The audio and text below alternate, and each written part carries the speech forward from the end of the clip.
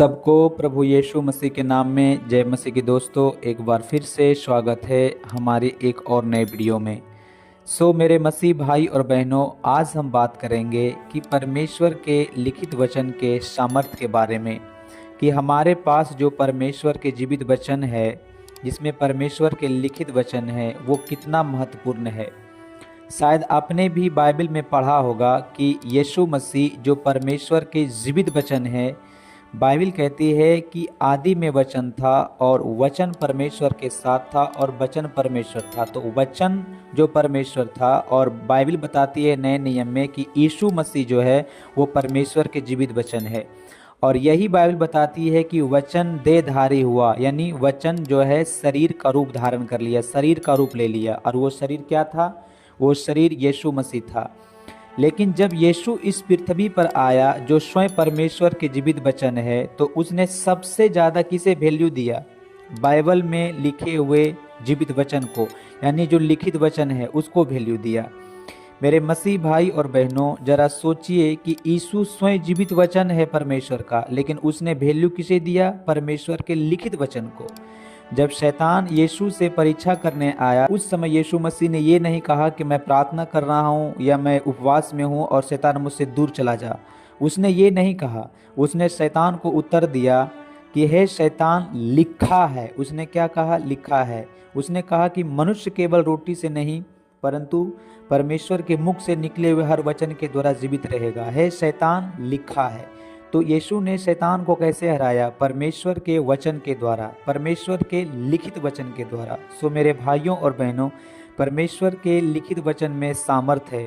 जब यीशु मसीह ने, जो स्वयं परमेश्वर का बेटा है, यीशु ने कहा लिखा है, जब उसने लिखित वचन को इतना महत्व दिया, तब हमें अपने आप को, हमें और अपने आप को और आपको भी इस लिखित वचन का कितना महत्व देना चाहिए, जो वचन में लिखा है। मेरे भाइयों और बहनों, हमारे सवाल का जवाब, हर सवाल का जवाब परमेश्वर के लिखित वचन में है। यीशु ने हमें और आपको अधिकार दिया है। यदि हमें कुछ आर्थिक रूप से कमी घटी है, तो बाइबल में लिखा है कि यहोवा मेरा चरवाहा है, मुझे कुछ कमी घटी ना होगी। यदि हम किसी बीमारी में पड़े हुए हैं या किसी बीमारी से जूझ रहे हैं, तो बाइबल में लिखा है कि तेरे मार खाने से, तेरे कोड़े खाने से मैं चंगा हो चुका हूँ। यदि हम कोई पाप में पड़े हुए हैं या पाप की प्रभुता हमारे अंदर है, तो बाइबल में लिखा है रोमियो में कि पाप मुझ पर प्रभुता ना करेगी, क्योंकि मैं अनुग्रह के अधीन हूँ। यदि हमारे अंदर शांति नहीं है, तो वचन में लिखा है कि मैं अपनी शांति तुम्हें देता हूँ।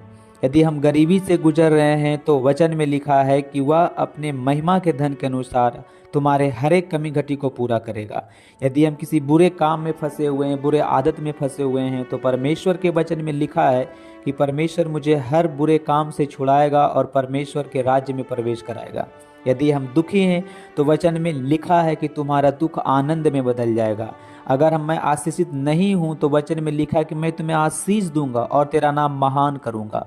मेरे भाइयों और बहनों, परमेश्वर ने जो कहा है वो लिखा गया है, और आज वो वचन हमारे पास लिखित रूप में, यानी बाइबल हमारे पास है, जो परमेश्वर का जीवित वचन है।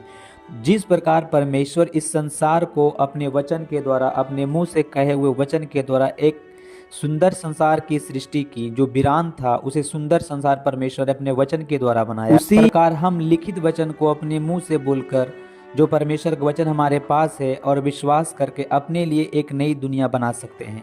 परमेश्वर के वचन में अद्भुत सामर्थ्य है। जब हम परमेश्वर के वचन को बोलते हैं, तो पवित्र आत्मा उस वचन को लेकर हमारे लिए काम करना स्टार्ट कर देता है। मेरे भाइयों और बहनों, अंत में मैं यही कहूँगा कि लिखित वचन पर विश्वास करें और लिखित वचन को बोलकर अपने लिए घोषणा करें। ये आपके और हमारे जीवन को बदल के रख देगा। मेरे भाइयों और बहनों, मिलते हैं एक नई वीडियो में। तब तक के लिए जय मसीह की।